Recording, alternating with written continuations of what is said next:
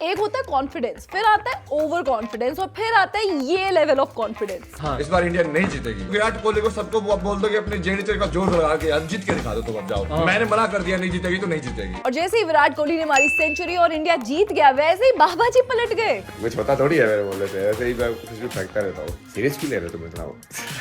भाई डिजिटल होने के चक्कर में इतनी आगे बढ़ गए हम कि लॉजिक को काफी पीछे छोड़ के आ गए हैं। मोनालिसा ने महाकुंभ में माला बेच के करोड़ों रुपए कमा लिए। हेलो दोस्तों, वेलकम टू निकिपीडिया। मेरा नाम है निकिता और आज हम बात करने वाले हैं महाकुंभ से पॉपुलर हुए कुछ पर्सनालिटीज की, कुछ लोगों की। और सिंस महाकुंभ 2025 खत्म हो चुका है, लेकिन कुछ ऐसी चीजें होती है ना, इनके खत्म होने के बाद भी उनका आफ्टर इफेक्ट्स इतना तगड़ा होता है कि आप उसे भूल ही नहीं सकते। वैसे ही महाकुंभ 2025 कुछ लोगों के लिए इतना लकी रहा है भाई साहब, वो रातों रात इंटरनेट सेंसेशन बन गए हैं, करोड़ों रुपए कमा रहे हैं, ऐसा लोग कह रहे हैं। तो आज हम बारी बारी से बात करेंगे कि कौन ऐसे लोग हैं जिनके ऊपर इतनी मेहरबान हो गई है इंटरनेट की दुनिया। नंबर 1 पर हैज टू बी IIT वाले बाबा, जो कि ना बाबा कल्चर में एक फ्रेशनेस लेकर आए, जिसके साथ हमारी जनरेशन वालों ने इतना ज्यादा रिलेट किया।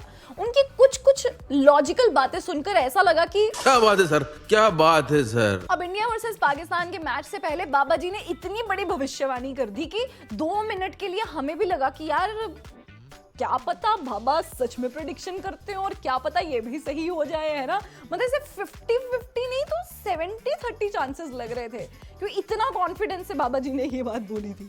और फिर जैसे ही विराट कोहली ने सेंचुरी मारी और इंडिया जीता, बाबा पलट गए। और मेरे पास कुछ ऐसे पावर है ही नहीं, मैं कुछ कर ही नहीं सकता हूँ, तो मेरे बोलने से क्या होगा? मेरे बोलने से थोड़ी ना कुछ होगा, फिर तो मैं ढोंगे बाबा हूँ ना। मतलब बाबा ने माफी मांग ली, ऐसा थोड़ी होता है भाई।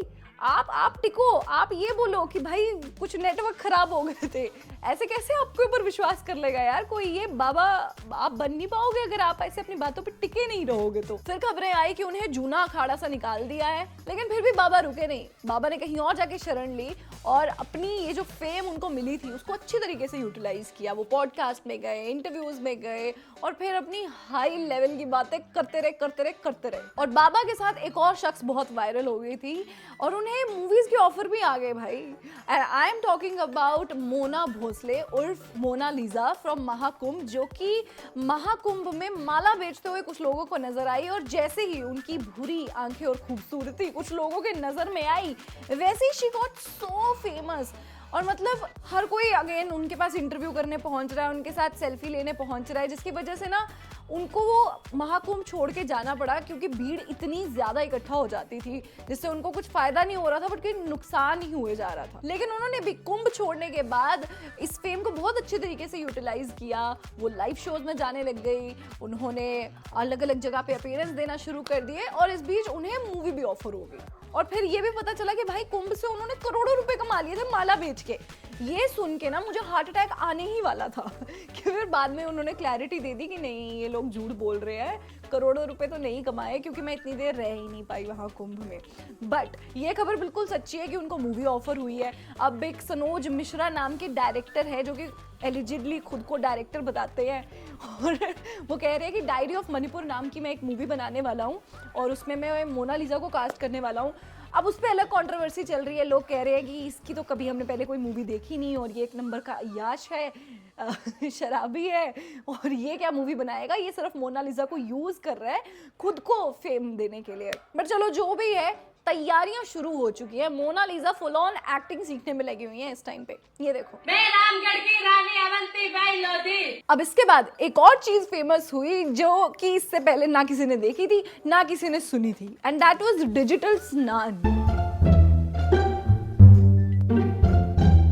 भाई डिजिटल होने के चक्कर में इतनी आगे बढ़ गए हम कि लॉजिक को काफी पीछे छोड़ के आ गए हैं। मतलब लोगों ने वीडियो कॉल करके स्नान कराए हैं अपने घर वालों को, और यही नहीं, कई लोगों ने तो बिजनेस भी बना लिया कि आप उनको अपनी फोटोग्राफ्स भेजो, वो आपकी फोटोग्राफ को डुबकी लगवाएंगे।